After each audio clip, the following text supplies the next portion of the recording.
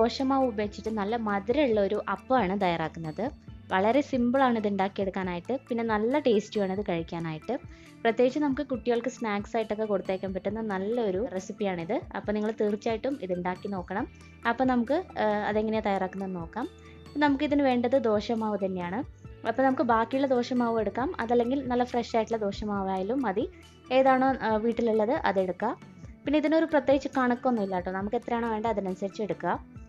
അപ്പോൾ ഞാനിപ്പോൾ ഒരു വലിയ കപ്പ് ദോശമാവാണ് എടുത്തിരിക്കുന്നത്. ഇതിലേക്ക് നമുക്ക് ആദ്യം തന്നെ 2 ടേബിൾ സ്പൂൺ ഗോതമ്പ് പൊടി ചേർത്ത് കൊടുക്കാം.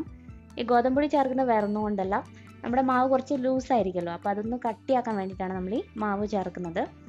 അപ്പോൾ 2 ടേബിൾ സ്പൂൺ മാവ് ചേർത്തിട്ടുണ്ട്. ഇനി നമുക്കിതിലോട്ട് ഒരു നുള്ള് ഏലക്കാപ്പൊടി ചേർത്ത് കൊടുക്കാം. ഒരു മണത്തിന് വേണ്ടിയിട്ടാണ് നമ്മളിത് ചേർക്കുന്നത്.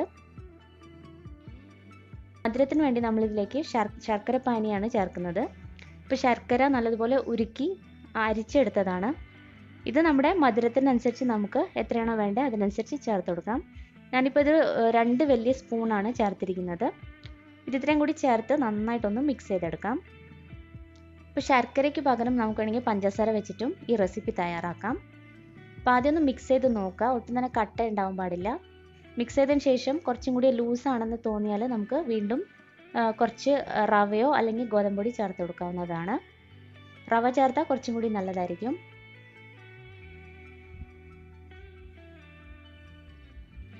ഇപ്പോൾ ഇത് മിക്സ് ചെയ്തെടുത്തിട്ടുണ്ട്. ഇപ്പോൾ ഇത് കുറച്ച് ലൂസായ പോലെയാണ് ഉള്ളത്.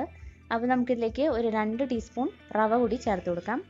ഞാനിപ്പോൾ വറുക്കാത്ത റവയാണ് ഉപയോഗിക്കുന്നത്. നമുക്ക് വറുത്ത റവയോ വറുക്കാത്ത റവയോ ഉപയോഗിക്കാം. റവ തന്നെ വേണമെന്ന് നിർബന്ധമില്ല, നമുക്ക് അരിപ്പൊടിയോ അല്ലെങ്കിൽ ഗോതമ്പൊടിയോ ഏതാണുള്ളത് അത് ചേർത്ത് കൊടുത്താൽ മതി. ഈ മാവൊന്ന് കട്ടിയാക്കാൻ വേണ്ടിയിട്ടാണ് നമ്മളിത് ചേർക്കുന്നത്. ഇപ്പോൾ പ്രത്യേകിച്ച് നമുക്ക് ഇതന്നെ ചേർക്കണമെന്നൊന്നുമില്ല. ഇപ്പോൾ വീട്ടിൽ ഏതാണോ ഉള്ളത് അത് ചേർത്ത് കൊടുക്കുക. ഇത് ചേർത്ത് നന്നായിട്ടൊന്ന് മിക്സ് ചെയ്ത് കൊടുക്കാം.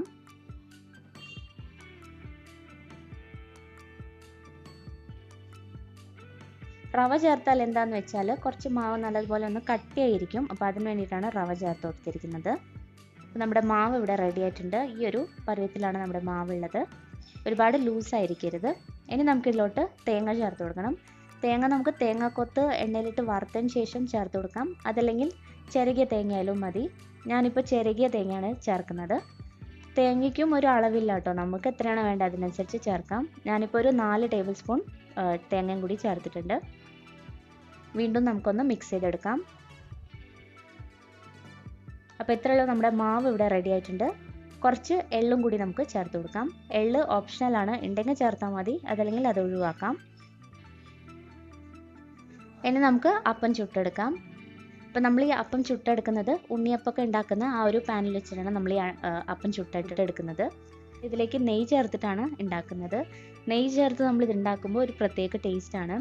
നെയ്യ് ഇല്ലെങ്കിൽ നമുക്ക് വെളിച്ചെണ്ണയോ ഏതെങ്കിലും ഓയിൽ വെച്ച് നമുക്ക് ഉണ്ടാക്കാം. നമുക്ക് മാവ് ഒഴിച്ചു കൊടുക്കാം. ഇതിന് നമുക്ക് മീഡിയം ഫ്ലെയിമിലിട്ട് അടച്ചു വെച്ച് വേവിക്കാം. ഒരു സൈഡ് വെന്ത് വന്നതിന് ശേഷം നമുക്ക് പതുക്കെ ഇതൊന്ന് തിരിച്ചിട്ട് കൊടുക്കാം. ഇതേപോലത്തെ നോൺ സ്റ്റിക്ക് പാൻ ഉണ്ടെങ്കിൽ അതായിരിക്കും ഏറ്റവും എളുപ്പം, നമുക്ക് പെട്ടെന്ന് ഉണ്ടാക്കിയെടുക്കാൻ പറ്റും. ഇപ്പോൾ 2 സൈഡും നല്ലതുപോലെ ഇത് വെന്ത് വരണം. ഇപ്പോൾ കണ്ടില്ല, 2 സൈഡും നന്നായിട്ടിത് വെന്ത് വന്നിട്ടുണ്ട്. നമുക്ക് ഓരോന്നും എടുത്ത് നോക്കാം.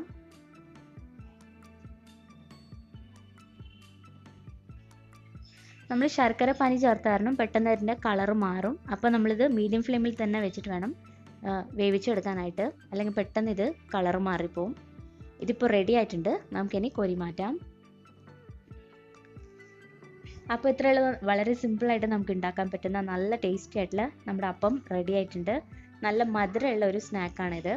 ശരിക്കും ദോശമാവ് കൊണ്ടാണ് ഇത് ഉണ്ടാക്കിയതെന്നൊന്നും ആരും പറയില്ല. പെട്ടെന്നൊന്നും നമുക്കത് കണ്ടുപിടിക്കാൻ പറ്റില്ല. അകത്തൊക്കെ നല്ല സോഫ്റ്റ് ആയിരിക്കും. പ്രത്യേകിച്ചും കുട്ടികൾക്ക് ഒരുപാട് ഇഷ്ടപ്പെടും ഇത്. നിങ്ങൾ എന്തായാലും ഈ ദോശമാവ് ഉണ്ടെങ്കിൽ തന്നെ ഈ റെസിപ്പി ഒന്ന് ട്രൈ ചെയ്ത് നോക്കണം. ട്രൈ ചെയ്തിട്ട് നിങ്ങളുടെ അഭിപ്രായങ്ങളൊക്കെ അറിയിക്കണം. ചാനൽ ആദ്യമായിട്ട് കാണുന്നവർ സബ്സ്ക്രൈബ് ചെയ്യാനും മറക്കരുത്. Thank you.